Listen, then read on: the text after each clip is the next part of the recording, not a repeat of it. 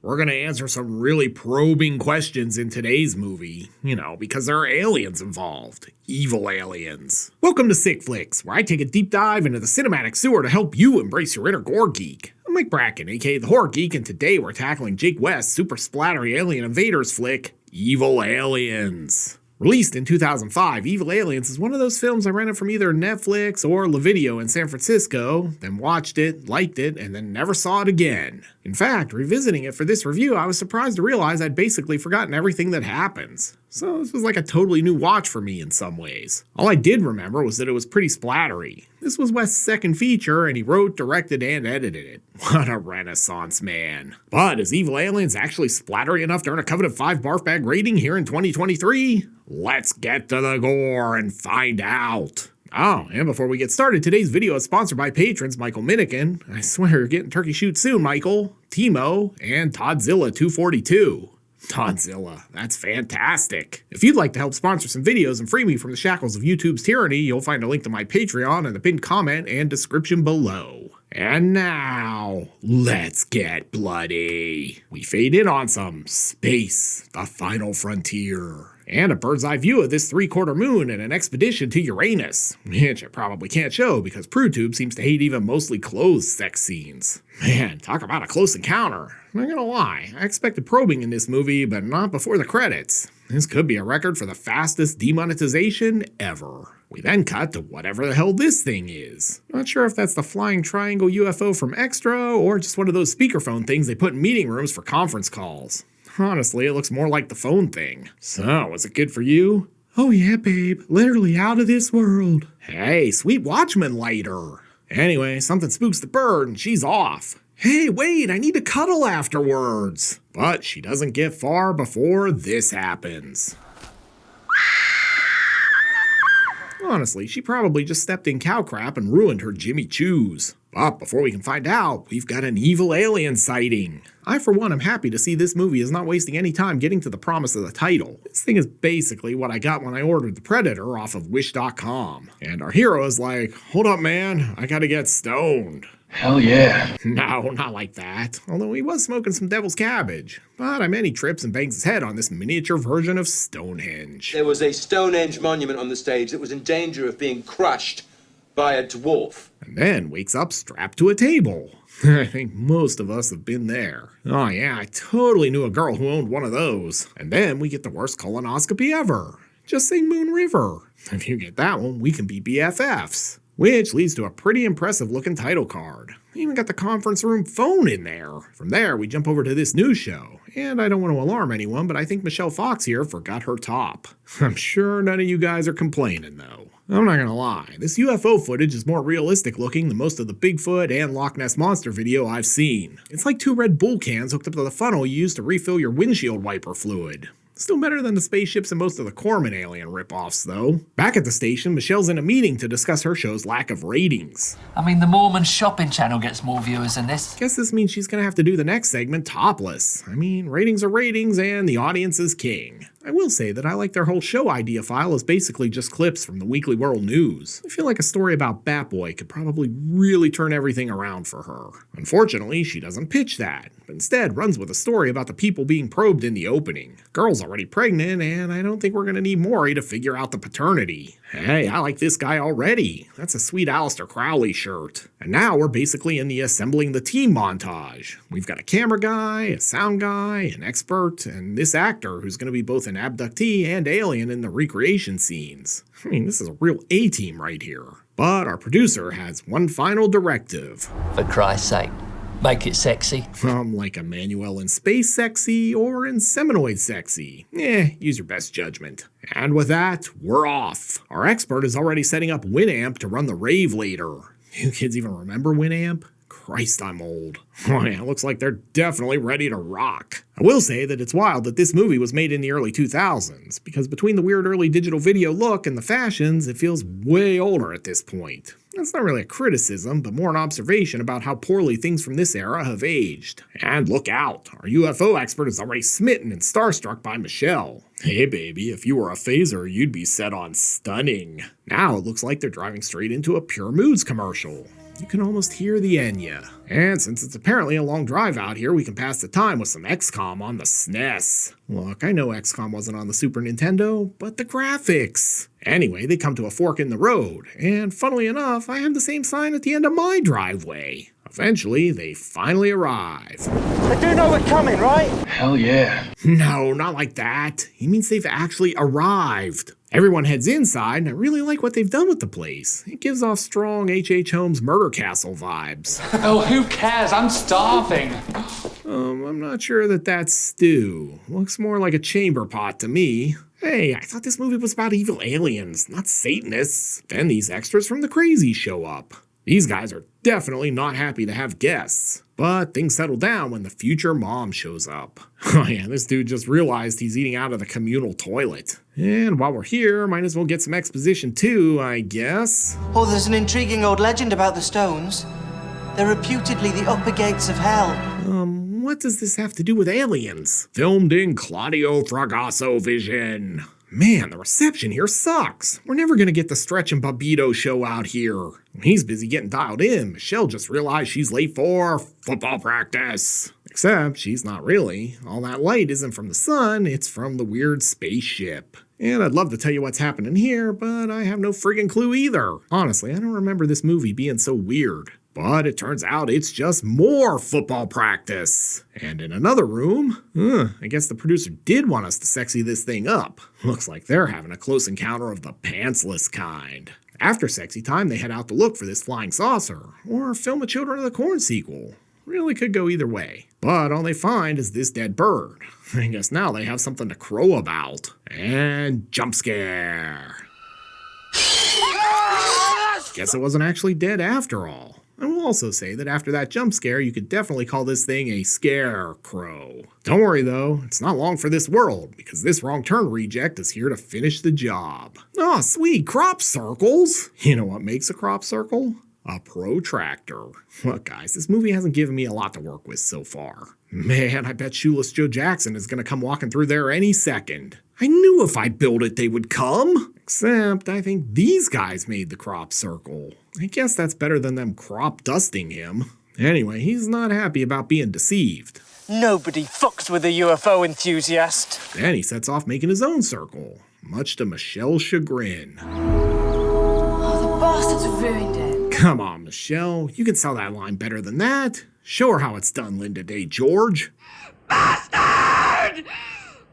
Bastard! After lots more jibber jabber, it appears we're about to get underway. Finally. Man, your audio is peaking. Lower the gain. But first, more exposition. Stone circles are known to receive energy. They power the ley lines. Lance Henriksen, care to weigh in on this? That's the stupidest fucking thing I ever heard.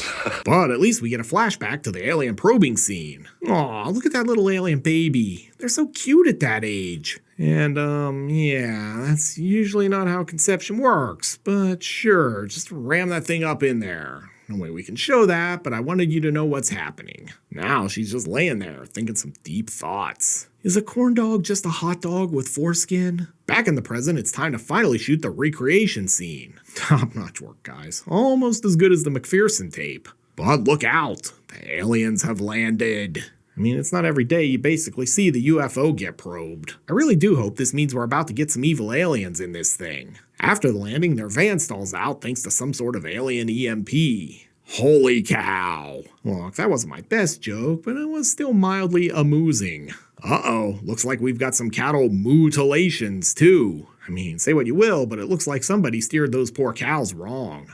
I was worried I was going to butcher all these cow jokes. Oh boy, looked like this movie's edibles kicked in. Or someone fired up an original Xbox. The van's still stalled too. Stop, you're going to flood it. Obviously, the aliens are mutilating the cows. I've heard of having a head of cattle, but this is ridiculous. They're trying to get out of Dodge, but I think they left the cameraman behind. But eventually the van does start. Back at the base, they regroup to watch the dailies. Apparently, they shot this in 48K. The crazy brothers aren't pleased to see their livestock slaughtered, so it's time for payback. Alright, hopefully this thing is about to get bloody. Back at the house, everyone's chilling, but Michelle wants to show this dude her rack. Hell yeah. No, this hallway full of antlers. I bet this will make you horny. Michelle eventually coerces her friend with benefits to head out to capture some real alien footage. And really, what could possibly go wrong? I have no idea what this thing is, but it might be the captain's log. Oh yeah, touching that is probably a terrible idea. And eventually they find the brains of this operation.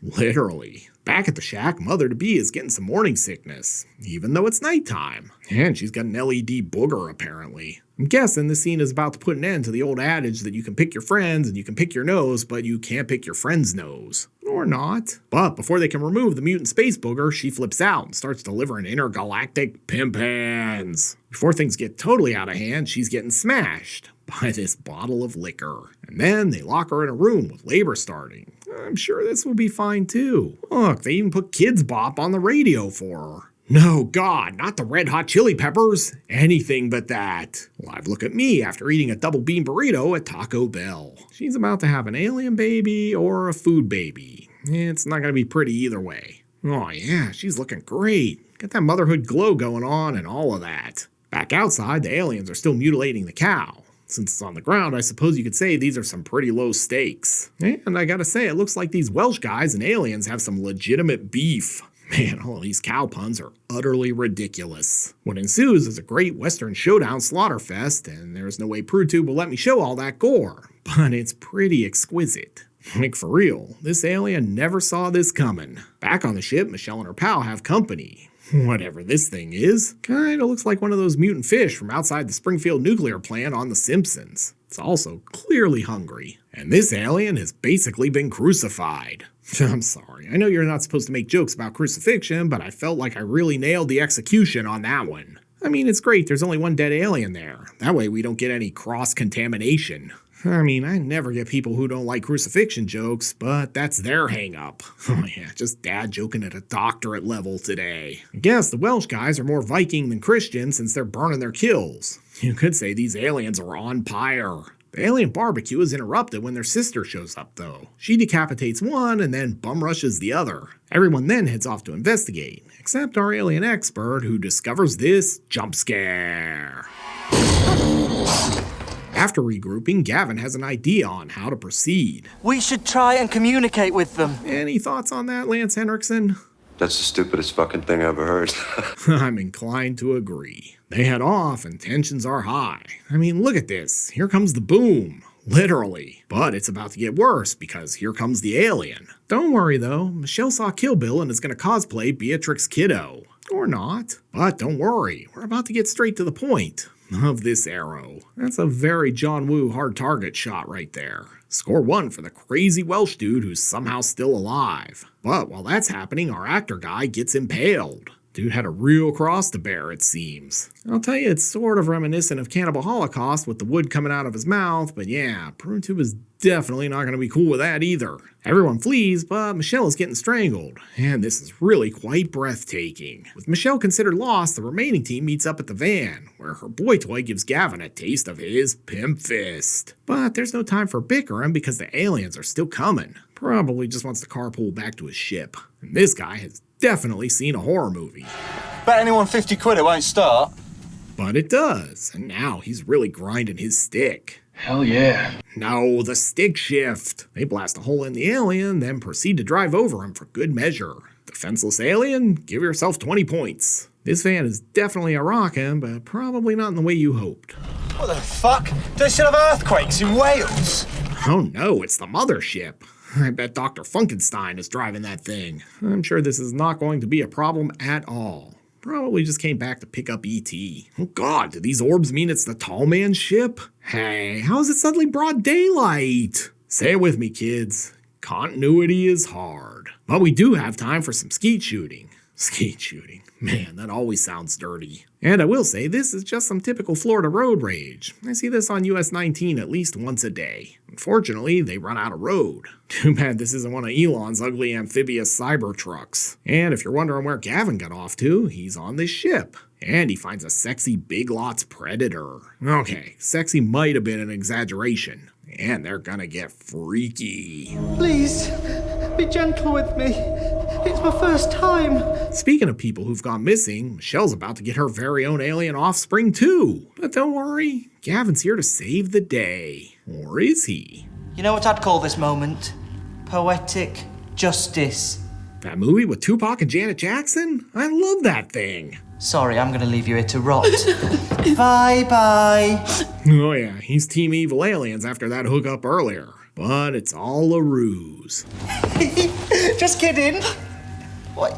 Man, what an emotional roller coaster this scene has been. I still don't trust him. Back at the beach, our sound guy is going to try to cross the water, with proof of what happened. But it looks like he might have a stowaway on this voyage. Oh yeah, Mortal Kombat. This is like the time Spock and Kirk fought on Vulcan. And that may not have been a coincidence, judging by this shirt. Meanwhile, back at the ship, Gavin's gonna pick this thing's brain to figure out how to escape. Wait, this actually worked? Sure hope this thing doesn't get a brain cramp. Over in our second movie, the gang has run down some aliens like this is a GTA game and is now stuck hoofing it on foot. Except they clearly didn't kill everyone. That's okay, this one's gonna accidentally do the job for them. Evil aliens, more like stupid aliens, right? But the other one is still ticking, and he gives our leading lady a taste of severed pimpan. Severed pimpan. That might be a first. But Michelle's boy toy saves the day by delivering this cricket bat beatdown. They're low on ammo and down a vehicle, but don't worry, things are about to pick up.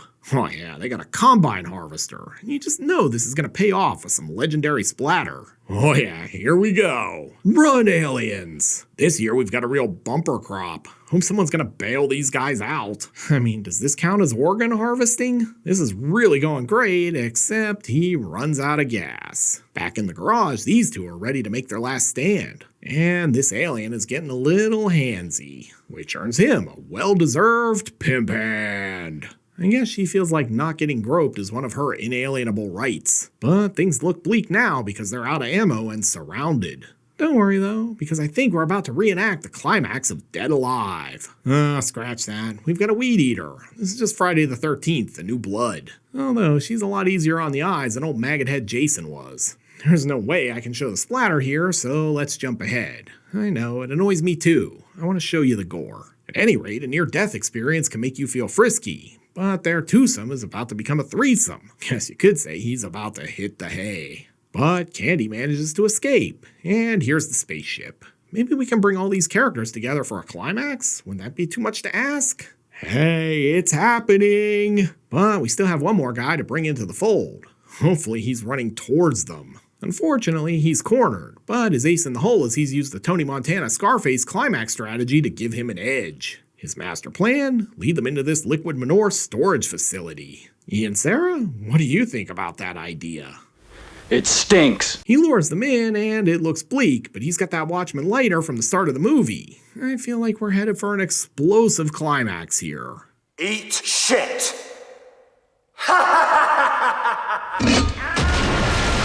I mean, say what you will, but that's a pretty crappy way to die. Gavin, Michelle, and Candy are holed up in the shack, so we're getting a Night of the Living Dead homage. What is the point in doing that? It never works in zombie movies. I mean, she has a point. It didn't work in Mosquito either. But someone's definitely getting hammered. Michelle was right, though. It didn't work, and now the alien is inside. Double pimp hands! God, Sardi is probably going nuts over this. But Gavin strikes back with the antlers. Dear God! That pun was probably too subtle for this show. Hey, remember earlier when Michelle got impregnated? Well, it looks like she's about to switch teams. But first, this alien's gonna give Candy a temple rub. Just relax, let go of your tension. Jesus, he ripped off her head. No way we can show that either, but man, I thought Candy was gonna make it. And then Michelle turns Gavin into a sheath. But before she can finish the job, Gavin's special alien lady shows up. And now it's a cat fight. God, this movie is weird. And she rips off her legs. So I guess Michelle will be hosting future episodes of her show from a stool.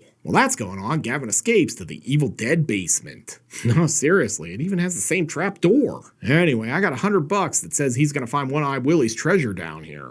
Well, that or the ladies from The Descent. I mean, that could go either way too. And I call BS. There's no way he's getting Wi-Fi down there.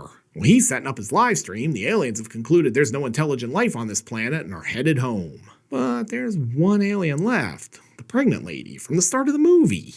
And she's unarming him. But Gavin still has one arm. Oh, wait. No, he doesn't. Man, wiping is going to be a real nightmare if he survives this. He's going to need a voice-activated bidet. But he does still have a nose. Today we celebrate our Independence Day. Wait, wrong movie.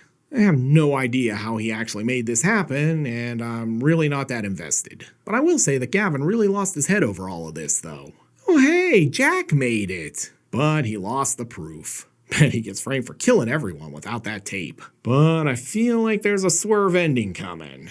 Oh yeah, there it is. There's like an alien version of Michelle's show, and no one believes they went to Earth and encountered humans. Cue credits. So, what have we learned from Evil Aliens? Well, for starters, that these early shot-on-digital films from the first decade of the 2000s have aged sort of poorly. It's kind of like PlayStation games. The digital effects and all that were pretty mind-blowing at the time, but as tech advanced at an explosive rate since, they actually look more dodgy than cheap old-school practical effects in movies shot on film. That's not the movie's fault, though. That's just how technology works. We'll probably have to remake all of these Marvel movies in another 5 years because those effects will look dated too. But enough about that. Can Evil Aliens probe enough hapless humans to earn a coveted 5 barf bag rating? Let's go to the gore card! In terms of gross anatomy, Evil Aliens delivers. We're treated to multiple decapitations, alien probing, limb removals, body mutations, creatures sliced up by power tools, and that awesome combine harvester scene. There's more gore here than I can list. I'm tempted to dock this one a barf bag since there's a lot of CGI gore and it doesn't look as good as the practical stuff, but I'm gonna be nice today and award Evil Aliens the full-on 5 barf bag rating. This one is definitely a sick flick. Looking for another movie about alien invaders? Then be sure to check out my review of Alien Raiders. You'll find a link here on the screen. I'll meet you over there. Until next time, I'm Mike Bracken, aka The Horror Geek, bringing you all the splatter that matters.